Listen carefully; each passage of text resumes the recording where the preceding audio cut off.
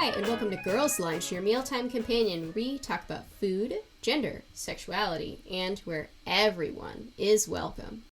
And we do mean everyone, even cis straight white men. I'm Julia Andreas. And I'm Nicole Hilton. And I'm David Cogswell. Gasp! Who is this? A mystery man on our podcast? Who is this man? I'm an intruder. So, this is my husband introducing, starring David Cogswell. We thought it would be fun for our 12th episode, so like full year of Girls' Lunch special, to have a special guest. Special guest, David, married, straight man. Yeah, sorry about that. It's girls, everyone's welcome at Girls' Lunch. People have a hard time grasping this concept, but we do mean everyone. Yeah, but you know, like, other straight men throughout history have not done a good job, and I recognize that. That's appreciated, but we are inviting you into the space, David. You have permission to be here this one time. Thank you. This one time, the only time. You know, I'll take what I can get. Thank you. But, you know, it's August when we're recording this, and school is just about to start for basically everyone. And so we wanted to bring David on as sort of an expert in his field, which is high school education, to kind of talk about school lunches today. Yeah, I do want to clarify, like, I'm not an expert in food history. I am not a history teacher. I am just an English teacher. The only thing I would claim expertise in is actual English classroom. So I've done my best here, but I just want to put that out there so that nobody is misled. You're not like a child nutritionist or anything like that? Nope. I don't even know how to nutrition myself most days. No response from Julia. She's not gonna touch that one. She's like, yeah, no, she's like, yeah, it's freaking true. I was like, I don't know, do you want me to say something here?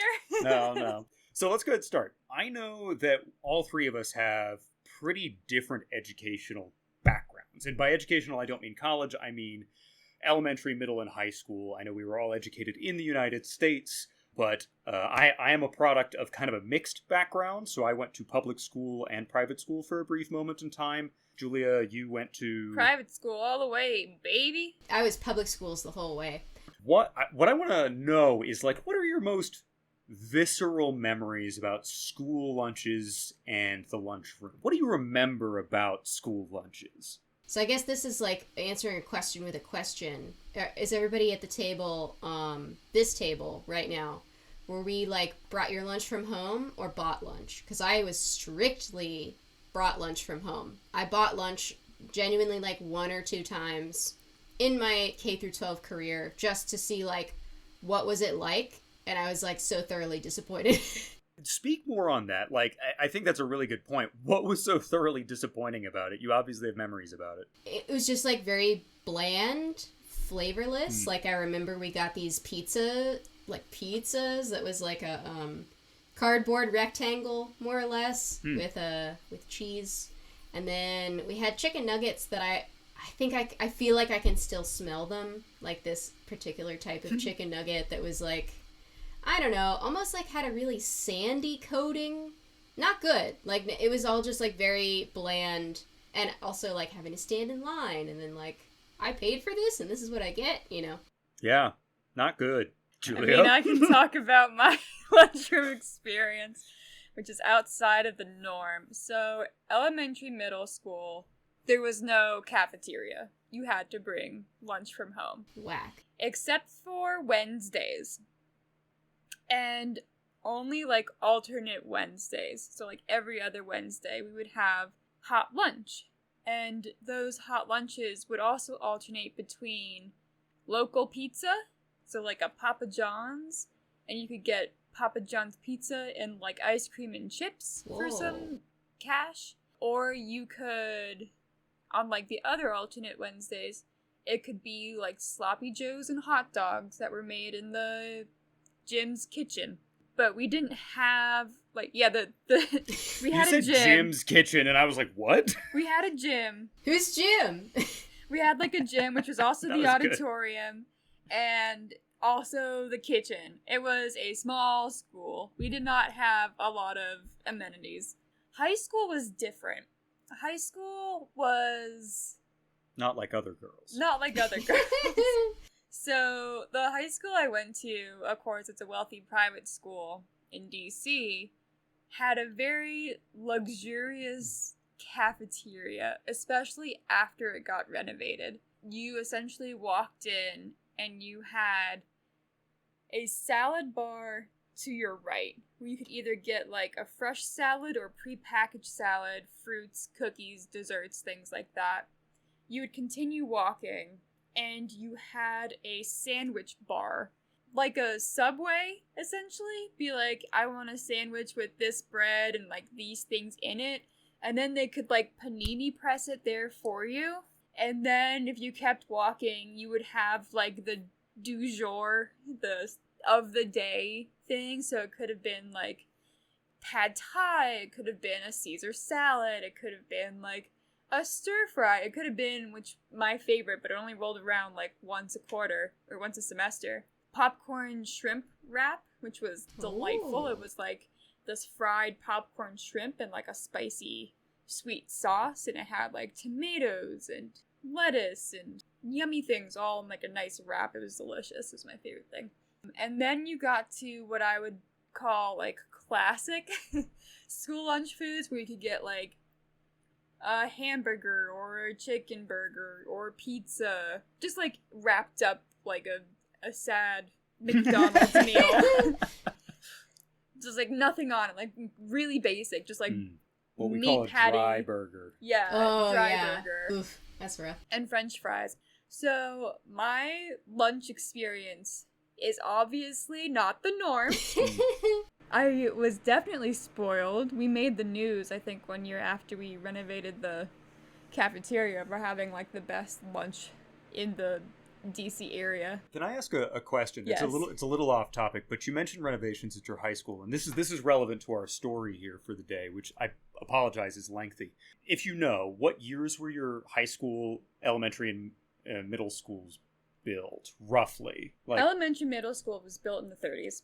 So 1930s? Okay. Yeah. So that's really important. What about high school? High school started out as a... God, what is the word? It's not cemetery. Seminary? Seminary. Thank you. no, I like cemetery. I'm like, that's not... It started out as a seminary. It had, like... It was not originally, like, a school. Mm-hmm. It's in the middle of D.C. It's, like, right next to Rock Creek Park. It's gone through many iterations. Sure. What you're describing is really, really common for schools built in that time period. The fact that they didn't really have a proper cafeteria or a lunchroom was really common for schools built at the time. And that's we're gonna get to that. So I'm kind of in the middle of you two. Nicole, you bringing lunch, that was kind of what I did.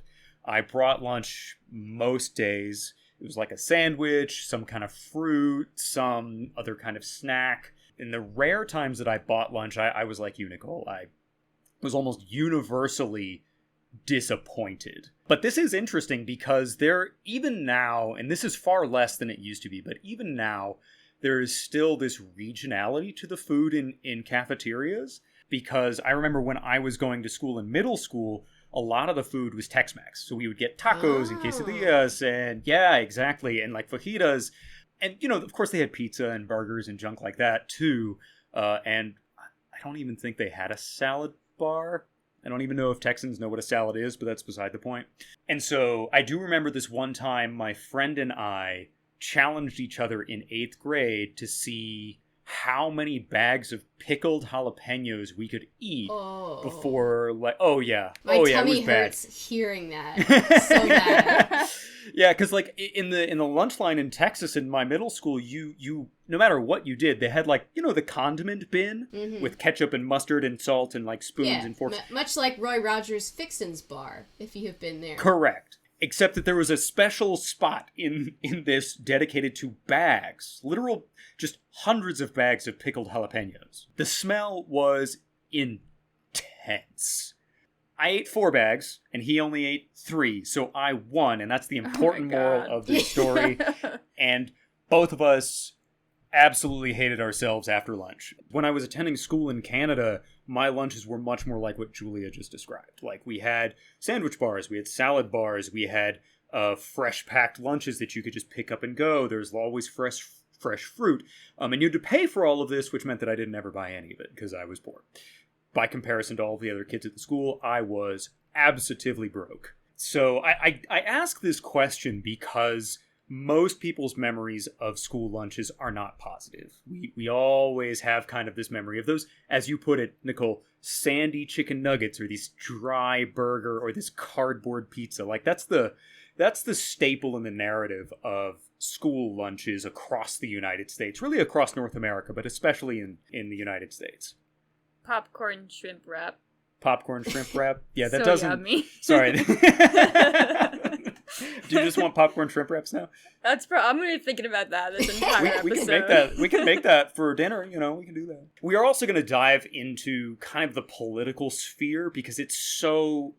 There's no way to separate the two.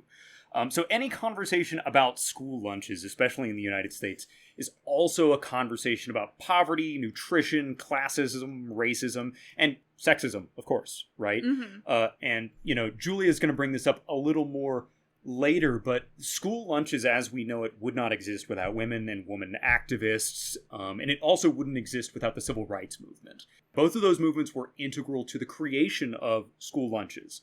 And the other thing that we want to keep in mind is like, even in our current day and age, with the divisive nature of our political spectrum at the moment, the National School Lunch Program has always been and continues to be the most popular welfare program in existence. It enjoys literal, almost universal approval socially and politically, which is really rare.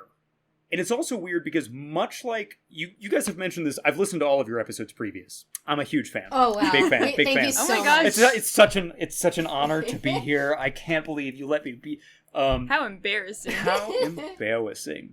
But you guys have talked before about how historically, especially in the United States, women have been used as kind of a reflection of their household, in the sense that like, how they feed their family, what they feed their family is a direct relation to how people perceive them and things like that.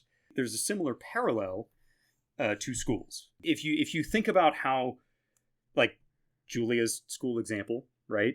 Mm-hmm. She made the news for how good her school lunches were. Oh, that's a good and so point. there's this correlation. Well, if their food is good, that means their educational programs are good, right? If you're feeding your children well, you must really care about their education. It must be good. So the food that is served to these students during school lunches has this direct correlation to how well a school is perceived. And Wouldn't that also kind of like part of that perception be wealth or status? Like if you can afford to have a nice lunch, you're going to have more resources in that school. Oh yeah, absolutely. So it's kind of like this catch-22, this self-fulfilling prophecy, right? If you have a school that's perceived to do better, they'll get more resources, have better school lunches, students will do better, be perceived, and so on and so forth. But the reverse is also true.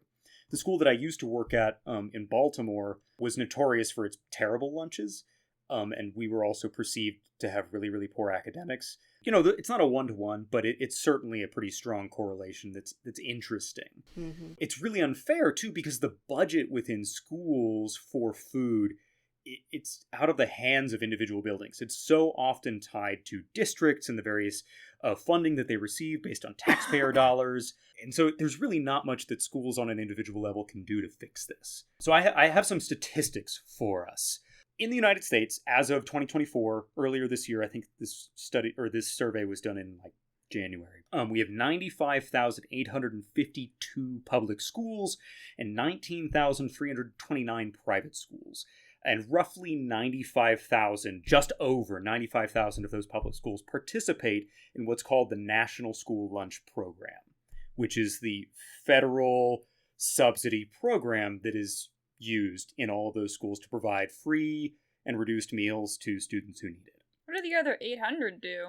I'm trying to figure out if that 95,000 and 19,000 number is higher or lower than I expected. I feel like it's lower, but I also feel like that's getting into the realm of numbers that are just like too big for my brain to fully understand, Oh, yeah. So in 2023 alone, $4.6 billion meals were served across the United States, and that's breakfast and lunch, and roughly 71% of those were free and reduced. So that means, somebody didn't have to pay full price for the meal or got it for free. So that's about 28.6 million children served a day. Now that is a lot. That I do know is a lot. My brain is like, oh, that number big. That big number, Yeah. right? Yeah. Nicole, your point earlier was so good. Like, this is the realm of numbers where it loses that relativity, We're so high off the ground that we can't tell the ants from the trees. So, interestingly enough, that number actually dropped pretty significantly in 2020 when COVID hit. In 2023, it was 4.6 billion, right? But in 2020, it was 2.2.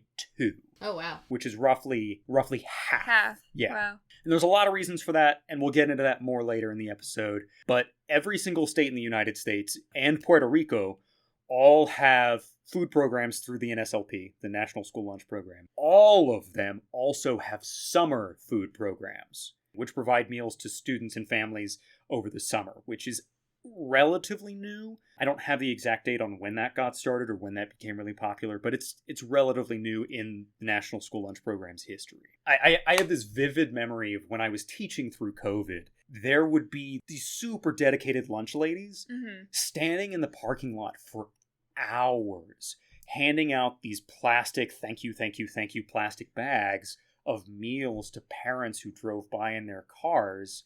And like in Glen Burnie, where I used to teach, like that was sometimes the only meal that family got a day. Those programs are literally so important for so many families and kids to be able to eat. They're life-saving. Yeah. And it's not just lunches, it's breakfasts. In some places, it's dinners too. So let's talk about a quick word, which is FARMS, which is an educational alphabet soup for free and reduced meals. So if I ever say FARMS, that's all it stands for. So if a student qualifies for FARMS, that means they qualify for free and reduced meals. They qualify to be a cow. They They so get a interesting pair of that you overalls. say that. They get some dungarees and a straw hat and a little straw in their mouth. Gotta ride a tractor to school. Yeah, and a lot of funding in schools is actually determined by how many students, like what percentage of students qualify for FARMS. So the higher percentage of farm students that you have in your school, that actually determines if you are, like what title school you are. And here's the other really weird part. School lunches are actually integral to how school days are counted. You mentioned this to me before. Yeah, it's weird, right? You think that, oh, well, I've been in school for 3 hours, that should count as a school day. No, that's not how it counts. In most states, if you served lunch that day, it counts as a full school day. Oh. And so in lots of schools in Maryland, for example, if you've got a partial or a half school day, they will still serve lunch that day, whether students attended or not, because then they can count it as a full school day. So, but like the school lunch day is also to help like count snow days and junk. So if you have a snow day and you don't serve lunch, it doesn't count as a school day. So I have a quote. Nicole, do you happen to have the notes open? I do. Excellent. I've highlighted it in pink. Would you read that for us? Sure. The fact that school lunches involve both children and food, two subjects with powerful cultural and symbolic significance, renders the story of school lunches more complicated and the player's motives less transparent. Yeah, so most of the information that I've gotten today is from a book called School Lunch Politics by an author named Susan Levine, and I paired that with information that I found in various different articles, and also one called Unpacking School Lunch by Marcus B. It was pretty clever. That one was much more about the politics, but we'll get to that. We're going to go all the way back to the 1920s. We could go earlier than that. We could go much earlier than that, but we'll start in the 1920s to make things a little bit simple. We're going to start with the rise of home economics. Woo! Oh, yeah. Have you guys done an episode on home ec yet? Not yet. Not exactly. Okay. We've done an episode on Fanny Farmer. Sure. And like the start of the domestic science movement. Sure.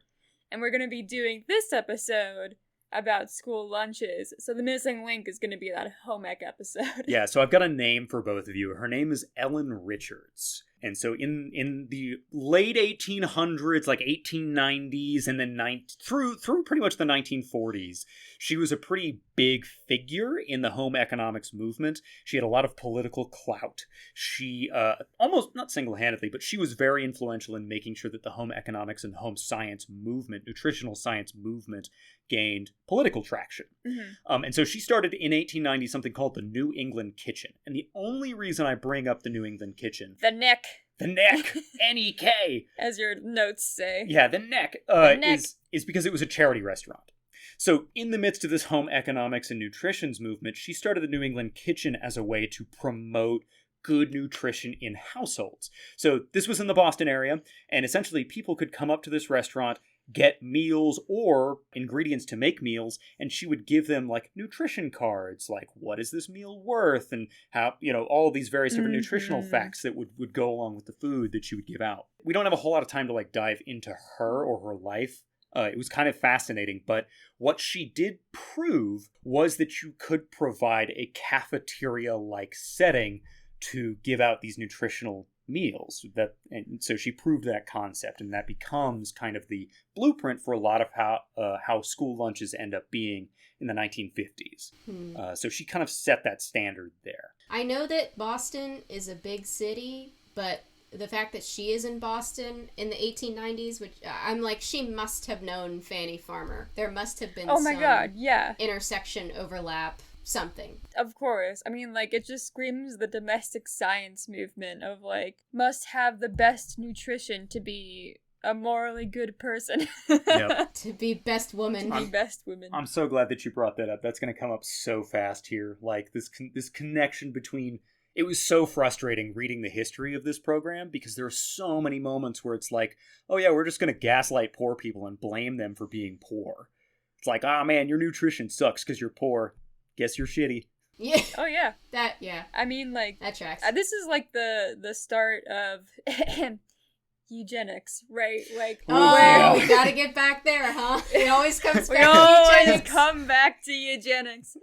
But the kind of idea of, like, you have to be physically superior in order to be, like, morally superior than everyone else. It was very much this, like, idealism of if you can perfect your health, like you will become better and stronger and smarter and more capable of being a world power. Yeah. And from what I did read of Ellen Richards, and again, I'm not an expert on her life, I didn't read a whole lot about it, but she was trying to create what she didn't term it this way, but was essentially a poverty-proof menu for nutrition. So like, it's okay if you're poor, you can still eat nutritiously. Here, I did it, so can you. And I don't know anything about her, her politics, anything like that, but that was the goal. And so when this movement starts to take off, before 1946, which is when the National School Lunch Program became an actual law and was codified in the United States legal system, lunch programs were kind of ad hoc. It was based on charity and PTOs. Parent-teacher organizations. So, like, there was no centralized or organized way that school lunches existed in any format or way, shape. And so, Julia, I have a quote here for you, if you would read that for me. Of course. School lunches owe their origin to the science of nutrition and the efforts of early 20th century social reformers to improve American diets and thereby mold American culture as well. Chemists, home economists, and child welfare advocates together engaged in a lengthy struggle to convince Americans that rational, scientific eating habits not only would improve individual health, but would raise living standards and strengthen democratic institutions as well. Thus, the central policy question attached to nutrition, particularly when it came to children's meals, was whether to target all children or to concentrate on only those most obviously suffering from hunger and malnutrition. Boy, that sounds like a lot of the stuff I said earlier. Yeah. There's always such a slippery slope back to eugenics with so many things, You know. So that last question there, like, are we going to focus on all children or concentrate on those who are in areas that are impoverished or in families that are impoverished? That's a question that plagues the National School Lunch Program to this day, right? We're nearly 100 years out from its inception. And it's still a question that politicians and other people don't really have a consistent answer to, which is really crappy because it really inhibits the goal. So we're in these 1920s, and this nutrition science movement has really strong connections to the ideas of industrialization and efficiency, right? The idea that the right diet in the human makes the human more efficient. And they, have you guys run into this metaphor before of like, we're an internal combustion engine? Oof. Yeah. So it's like, you just put the right fuel in and we're going to operate at peak efficiency. That's that's similar to the argument of calories in, calories out, right? Where it's just like, humans are a closed system. Mm-hmm. Yeah. And I said this earlier, but this time period essentially amounted to like a nutritional gaslighting and victim blaming for like people experiencing poverty. Because the argument was that if you just learn to eat cheaply and nutritiously, then your standard of living would automatically rise. Stop buying so much avocado toast. Oh, man. Then you can afford a house. And this still kind of happens, but this movement, especially when it comes to like school children's lunch and home economics, before the institution of the official national school lunch program, this essentially amounted to food imperialism.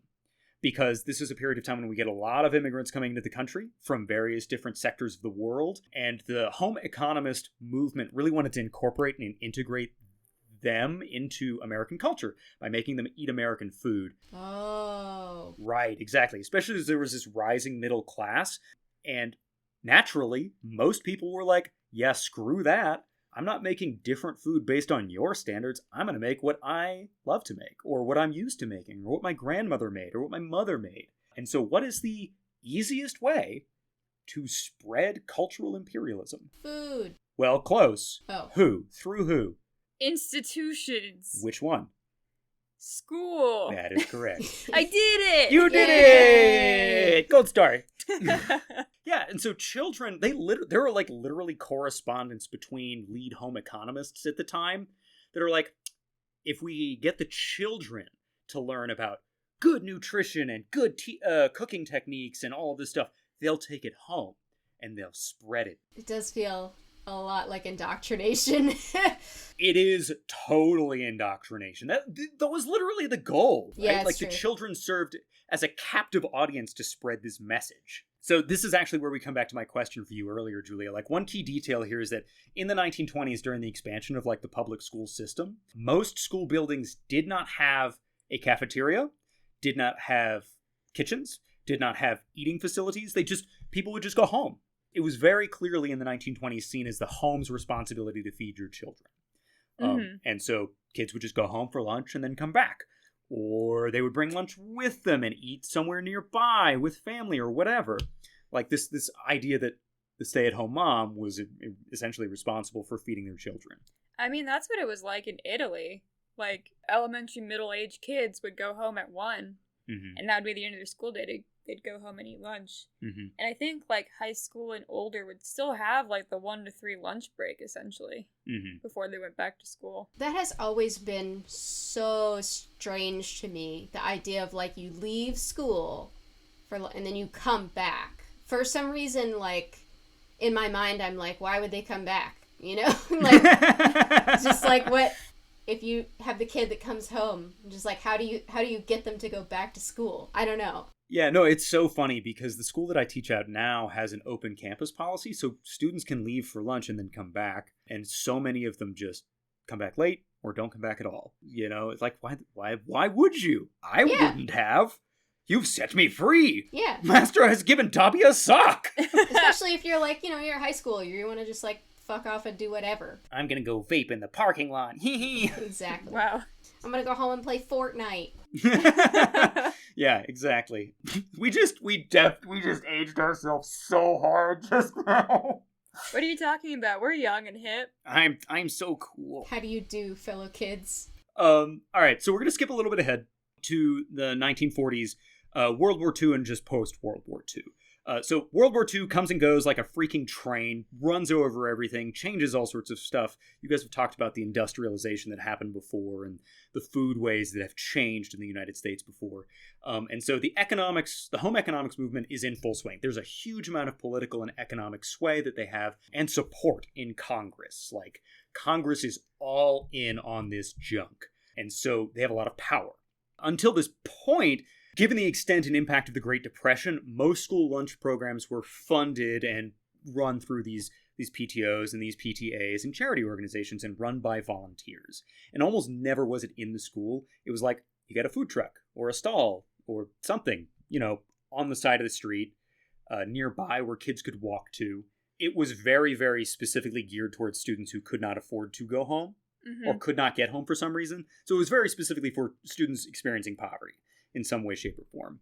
So when students came to school hungry, and this started to increase in regularity, states finally started to pay attention to like this, what was called the malnutrition epidemic of the time. Right? Hey. It's so wild. We're going to get to the crossover in a little bit where like suddenly we shift from this malnutrition epidemic to this obesity epidemic. Yeah. I think epidemic's the wrong word here, but I could be wrong. That's what they described it as. I want to be clear. I know. That is not how I described this. That is how they described this. They described it as like this great wave of malnutrition.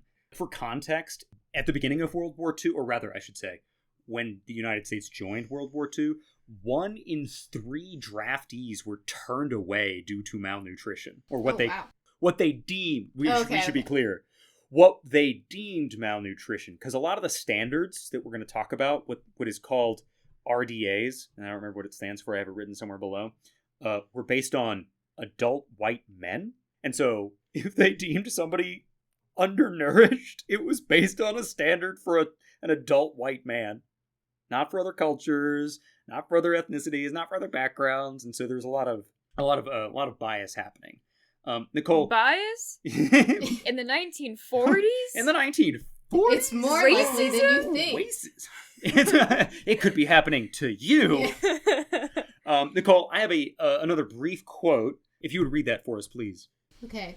Under Section 32 of the Agricultural Adjustment Act, Congress authorized the Department of Agriculture to purchase surplus farm commodities and donate these goods to schools and welfare offices in every state. So here is the first stirrings of the National School Lunch Program. When FDR came in with his New Deal and the federal works programs, they tried to tackle what they called this malnutrition problem within schools by offering agricultural surplus to the schools to be purchased or to be given and donated to help support students' nutrition. And this is the very beginnings of the NSLP. And so when we start to see kind of these socialist reforms happening in the early 1940s, this is when we start to see the connection between the National School Lunch Program and agriculture. So your joke earlier about, oh man, these kids are farms kids. But then they were. They're qualified to be a cow? They're qualified to be a cow. Something that I have not attained either. What a shame. So in the 1940s, at the time, like 4.6 million children participated in these surplus programs, which is only about 17.4% of the school population at the time. And in 1942 alone, this surplus program distributed 4.5 million pounds of food. That's $21 million at the time, which is about $400 million now. That was a lot of numbers. That was a lot of numbers. I can stop saying numbers. So, to summarize, because numbers don't stick in my brain. 1942, food distribution went kablooey, skyrocketed. Yeah, exactly. Okay. Yeah. It meme stonked. Stonk only go up. Yeah. Yes, exactly. It only go up. So we finally hit 1946. And this is where we see, for the first time, the National Federal Program established, the National School Lunch Program, aimed at offering free meals. I want to be clear about this. The design was, according to the home economists and the home nutritionists and the nutrition scientists, was to provide free meals to children in poverty and subsidized healthy lunches to all other American children. That was the goal. But we have a problem. We are just post World War II, and the Great Depression is not that far in the past. And we have the Southern legislators and Southern lobbyists who represent a lot of farmers. And they're like, well, I don't know about all that. Feeding poor people's fine, but what about them farmers? I'm just a simple country farmer, and I think you should pay me for my crops. Yeah. So during the Great Depression, there was this huge downturn in the produce that farmers could sell, right? They couldn't sell anything. It was so cheap. They made so little money. Enter grapes of wrath, the Jodes heading across to the west, whatever. And so we have Georgia Senator Richard Russell and Louisiana Senator Allen Ellender. Both were staunch segregationists, incredibly racist, and anti-civil rights. Shocking. I'm just a simple country racist farmer. Yeah. Yeah, it's so funny because these two, it's like, okay, nothing ever changes, right? These two senators come back into our story in the late 1970s. They're still senators. They're still alive? Yeah, they were still alive, and they're like, and so like that's when we start to see some of the massive shifts in the National School Lunch Program for these kids, where it actually starts to do what it was supposed to do in the beginning. And these two senators are on the record going like, "That ain't how it was when I was younger. All these civil rights movements are ruining my farms." You were there. They were there. They're so old, they just don't remember. Yeah. Nicole, could you read us our next quote, please? Yes. In June 1946, Congress created the National School Lunch Program as a measure of national security to safeguard the health and well-being of the nation's children and to encourage the domestic consumption of nutritious agricultural commodities and other foods. When President Harry Truman signed the bill into law, he declared that no nation is any healthier than its children or more prosperous than its farmers. It's for the children. That's not a quote. No, yeah, that's not part of the quote. That's editorializing. And so, like, there's this... The nutrition science movement in Congress has such a huge amount of power, but not enough power to overcome the agricultural lobbyists. And so they come to a compromise, and that is what the National School Lunch Program is at its inception. It's not actually a program to feed children. It is a program that is an agricultural subsidy. It is designed to get rid of extra agricultural produce and sell it to schools at a discount, but still sell it to schools to ensure a market for agriculture. Are you telling me it's not actually for the children? Gasp. What? What? Nani? And this causes a lot of problems. But I will say, the nutrition scientists who had the ear of Congress at the time considered this a win, because it was a compromise. So, is it better than nothing? I don't know. You decide. So, there's a problem here. I mean, aside from the fact that it's an agricultural subsidy program and not actually a school program for kids who need food, it creates this problem that persists for like the next 40 years. Schools are required to accept these agricultural subsidies. Mm-hmm. They don't have a choice. Like, one year you get 3 tons of apricots. The next year you get 3 tons of olives. The year after that you get 62 tons of potato. These are made up numbers, by the way. They're not real. But I just wanted to be clear. And so, like, schools never knew what they were going to get. If they opted into the National School Lunch Program, they had to accept these subsidies from the agricultural bloc. And there was no way to tell what they would get. And so they had to supplement anyway with their own budgets. It's like, well, if we've got 3 tons of apricots, we can't make meals for hundreds of kids every day with nothing but apricots.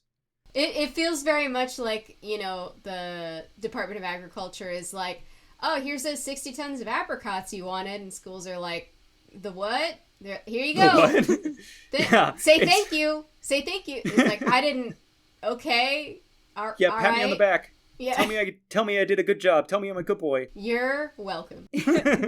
Jumping back a little bit, because you mentioned, like, you know, it was a win for the lobbyists who were pushing for the free school lunch program. Mm-hmm. I think it's important to mention that, like, those lobbyists were women, right? Yes, like, yes. It was like a very woman-led movement, mm-hmm. and it was those women who managed to get a win out of this in a time where it would have been very difficult to do so post-World War II. Oh, for sure. Like, the whole home economics movement and the nutrition science movement was a massive way for women at the time to enter into the scientific field in a way where they wouldn't be immediately derided or cast off. Yeah, exactly. I mean, and there were still issues with that, right? Sexism was rife. Surprise. But sexism and racism? What? But I thought this post-war time was so ideal and the time that was simpler that we all want to go back to. Are you telling me it wasn't great for everyone? It was, in fact, not. And I think Julia's point is really, really well taken. Like, I do want to continuously reiterate, every single major milestone that was created for school lunch programs in the United States was fought for and achieved by women in the face of huge amounts of sexism and racism, and like we're talking about women of color as well. There's a huge civil rights component to this that we'll get to when we get to the 1960s that's super important to the evolution of this program. But in the 1940s, it's still this agricultural supplement, and even though it's a mild win, still not what it needs to be. So there was another larger issue of funding. So like the fact that it was an agricultural subsidy is one big issue, but states were required to fund the program at a ratio of 3-1. So for every federal dollar that was given to them, the states had to provide 3. I'm like, is that even a deal? Like, is that... Nicole, that's a great question. Because most states and most cities said, that's not a deal. Screw that. And so, like, there's this period of time where the United States is like, yeah, slam dunk, we're doing so good. Look at all these kids we're feeding. They're not feeding anybody. But the National School Lunch Program looks really great on paper. And so most states just didn't participate. Most cities just didn't participate. Most schools just didn't participate and continued to do, like, these community organized ones where, lunches would be provided based on donations from the nearby communities. But the states that did, and this becomes important to your question earlier when you were describing your lunch, Nicole, why would I pay for this? The way that states decided to do this is instead of paying taxes, instead of raising taxes to fund these programs for free and reduced meals for these children, they just said, oh, we have middle-class families that can pay for lunch. So we'll have middle-class families pay for the lunches, and that will act to subsidize the free and reduced meals that we provide to other children. This creates a huge, cycle of continuing budgetary problems, because if you don't have enough kids who are paying, then you can't provide free and reduced meals. And so the number of free and reduced meals that were provided early on in the years of this were really, really small. Until the 1970s, the portion of free and reduced meals that were actually served was in the low double digits, 12 to 13% of all meals served. Oh, wow. Wow. Yeah. As opposed to the 71%. Yeah, that's what I was going to say, is that's very different than how it is now. It's that same year, 1946, where we get the Federal Nutrition Board that was established, and then we get, here we go, RDAs, the Recommended Dietary Allowances. I don't know, guys, if you get... The food pyramid. Yeah. This is way before the food pyramid, but the beginnings of, I guess. Essentially, yeah. Essentially the beginnings of the food pyramid. But these, interestingly enough, these RDAs were used until the 1980s, and were also used by the Army, the Red Cross, and dozens of other federal organizations to determine what was nutritious and what was not. And these RDAs were established by nutrition scientists, by women. I wonder what was included in those recommended dietary allowances and how much of it was aspic. You should research that and make it another episode, because we don't got time today. No, I know we don't, but I'm just like, how much gelatin do you want in your dietary allowance? Well, and interestingly enough, my guess is that the RDAs at this time were actually better than what is recommended now for school lunches, because after this point, the RDAs were actually pretty strict, and they did require certain amounts of protein and certain amounts of meat and certain amounts of bread and grain and vegetables, and so that's what was served because it was a mandate, and it was way stricter than what we have now in terms of school lunches, which is really weird given that we know a lot more now. But hey, it's like the RDA started out as a beautiful bronze sculpture. Mm-hmm. And then over time, American politics, like birds, pooped on it. Mm-hmm. And eventually it turned into not bronze. Just poop. Just poop. I was halfway through my metaphor, and I was like, actually, I don't think the Statue of Liberty is made out of bronze. It's copper, isn't it? It's copper. Yeah. And I was like, well, bronze doesn't oxidize. I've lost Well, bronze does oxidize, yeah. Oh, it does? Yeah, bronze I oxidizes. lost the plot twice. Yeah, that's okay. It's all just poop now. It's all poop now. And surprisingly enough, the school lunch program at this time also failed to take into account the inherent discrimination of where funds went. Because there was no dictation as to, or guidelines as to where it could or should go. Schools essentially had to apply. And because of that 3-1 pay ratio, and because most states used paying students to subsidize the funding for the National School Lunch Program, that meant that poor districts could not afford to participate in the National School Lunch Program anyway. So it didn't actually help the people it said it was going to help. It's for the children, Julia. But it's not for the children. Pat me on the back. We did a good job. But it's not for the children. It's for the children, but only the rich white children. Oh, okay then. And every time somebody tried to make changes to these laws to create more oversight, our two friends, Russell Richards and Alan Ellender, they would always claim, and along with other politicians, North and South, by the way, like of all walks of life, would claim that it was anti-segregation legislation. And it was. It was supposed to do that. But, they didn't like it, and so it didn't pass. So we hit the 1950s, and people are all up in arms about anti-segregation legislation, and so they try and get rid of it. And so before we hit the Cold War, and then the Civil Rights Movement, why don't we go to... our food fact of the day? Yeah, let's go. Let's go. Okay, so we have talked about school lunches a lot, but what if we talked about school breakfast? And by that I mean breakfast that many school children may have eaten or made for themselves, perhaps including people in this podcasting studio, such as the Eggo waffle. The Eggo waffle? Yeah, do you know her? I have eaten her. Oh my god, it's even a waffle! Which is like... Julia, are there things that you need to tell me? You already know everything. Oh my god, unintentional goof there. Yeah. I was gonna say, I used to eat Eggo waffles straight from the freezer. Like frozen? Frozen, Like yeah. crunch, crunch, munch, munch? They have great texture frozen. They are not hard. They're like firm, but chewy. Okay. I don't know what to do with that. So, David, have you eaten an Eggo waffle in your lifetime? Plenty of times. Absolutely. Okay. Yeah. So, this is what I would like to talk about today. I want to talk about Frank Dorsa and the Eggo waffle. This is the man that created the Eggo waffle, if you couldn't guess. Before our friend Frank Dorsa, the waffle is perhaps more labor intensive. Have you ever made waffles from scratch before? Almost every weekend. With like a waffle iron included? Or... Well, you have to have a waffle iron to make a waffle. Yeah, sorry, I mean, like, have you made the batter from scratch? Oh, sure. Yeah. Okay, yeah.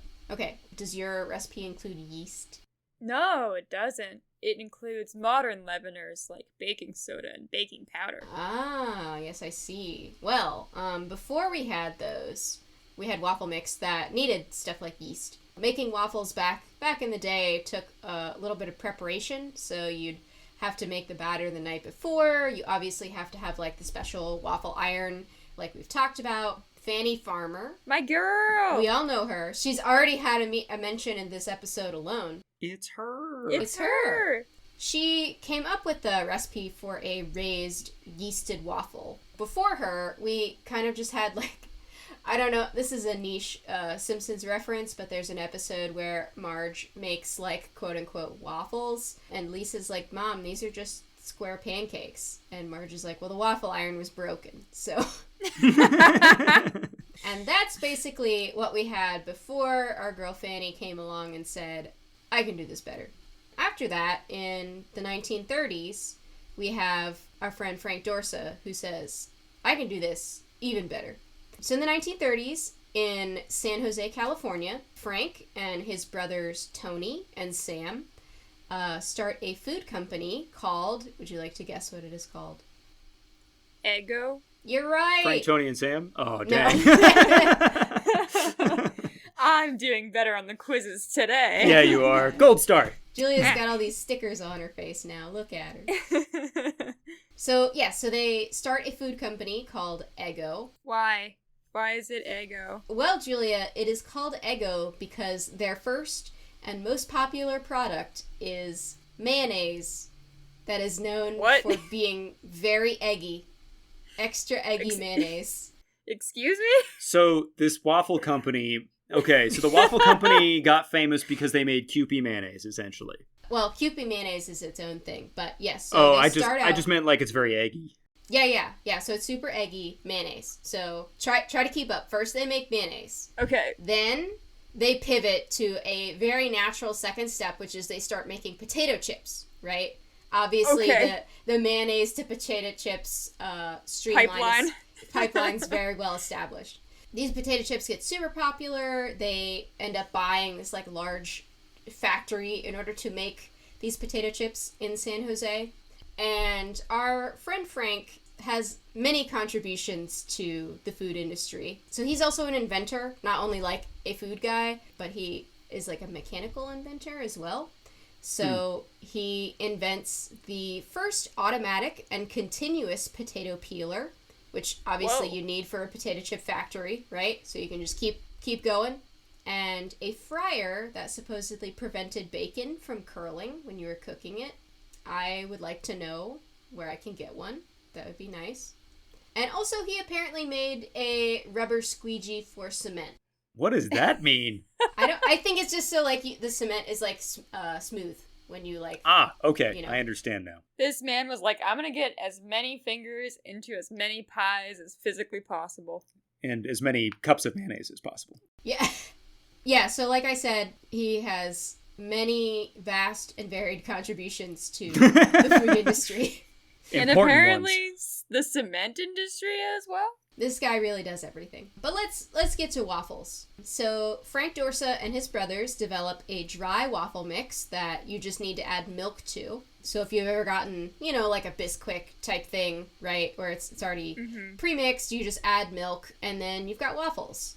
So we have even more waffle innovation. Now you can make waffles like the same day. It doesn't have to be like an overnight process. But Frank, he is an inventor. He is a disruptor.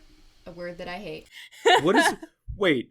You have to be a disruptor in the industry, David. Oh, sorry. I didn't know if he was a self-described disruptor. No, that's me. I'm editorializing. Oh, okay. God, cool. no. No, they didn't have that word back in the 1950s, and that is actually one thing that was better about post-war America, is they didn't have the word disruptor. Oh, man. World class. God damn.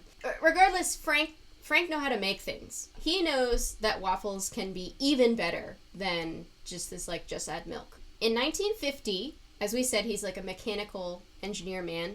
He develops a carousel machine that can make thousands of waffles per hour. So he's already got the mix to make the waffles, so you might as well just make the waffles and just have them going round and round. I'm imagining, if you guys remember those old Looney Tunes cartoons where you've got the factory and there's this wheel of shoes. Yeah. On just on a circular rotation. I'm just imagining a wheel of shoes with a little waffle print on the bottom. Yes. Just pumping out waffles. I haven't looked up what do the blueprints look like, but that's all I can imagine that it is. I'll call it canon. That's what it looks like. Mm-hmm, yeah. Mm-hmm. And what do you do with thousands of waffles per hour? Eat them. Almost. I wanted to say the same thing. Sell them. Yes. So you freeze them.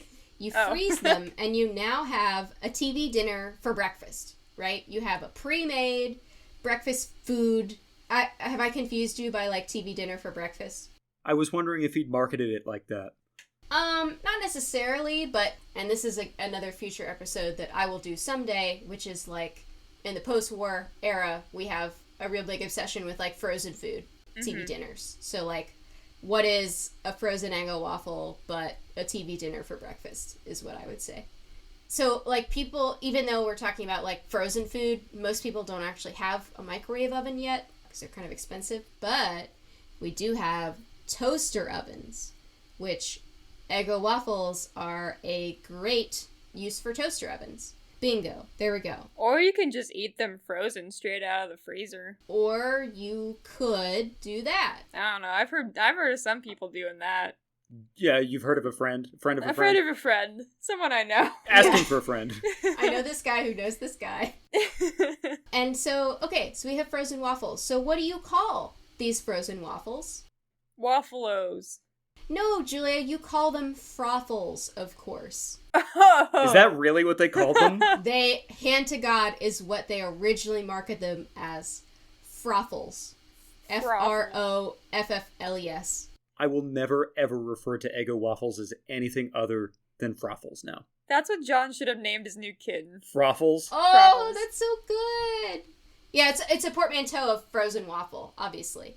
So, although we all obviously see the genius of the word Froffles, we love it, we would name our cats after it, the American marketplace doesn't quite catch on, so instead the brothers just stick with Eggo frozen waffles. Which I think is a little sad, but I get it, I guess. And so in 1970, when they sell their company to Kellogg's, who still owns Eggos today, they just call them Eggo waffles, right? Eggo waffles get really popular in 1972 with their ad campaign, Lego My Eggo. And it's so, like, catchy, it just, you know, it's wildly successful. And that's where the Eggo comes from. A beautiful family tree that includes mayonnaise and potato chips and concrete and cement.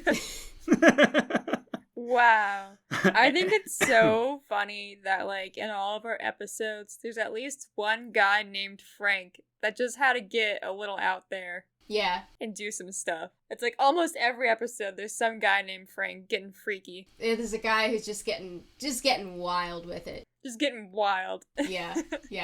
Truly doing, like, whatever the spirit moves him. And now Froffles are enjoyed across every single cafeteria that I've ever been to by hundreds of thousands of students a day. And so maybe now that we've talked about a famous frozen food, we can go back to a similarly cold place. The U.S. Cold War. Hey! I was like, was that a reference to the Cold War? It sure was. That was good. What a segue. That was great. Was the Cold War really that cold? How would the federal government convince schools to buy into the school lunch program? And most importantly, will Julia get an A on this episode's quiz? Tune in next month for the exciting conclusion, School Lunches, Part 2! Our theme music is Red Onions by Levine. Please check out the rest of his album Vegetable Soul in the description. Thank you for listening.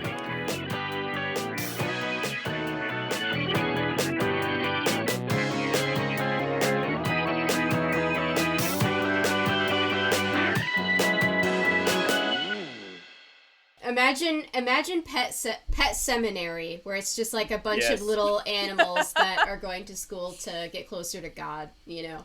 Don't say it too loud. Stephen King will write a new book.